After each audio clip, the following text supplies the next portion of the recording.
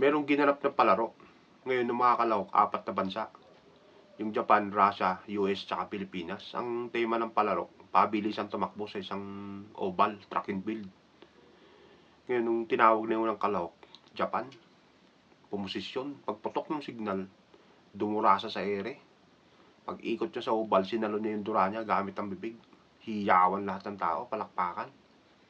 Tinawag yung pangalawang kalahok ngayon, yung Russia. Pumosisyon yung Russia, sabay takbo, pagputok ng signal. Nakapakabilis, naiwan yung anino. Hiyawan na naman yung mga tao ngayon. Nung tinawag na yung pangatlong kalahok, yung US, pumosisyon yung US ngayon. Magputok ng signal, sabay takbo ng napakabilis. Sobrang bilis niya. Nabangga ng harapan niya, yung likuran niya. Grabe, standing ovation. Ngayon, nung tinawag na yung pang-apat na kalahok, yung Pilipinas, low-key lang, pumosisyon ngayon. Pagputok ng signal, tumakbo ng napakabilis.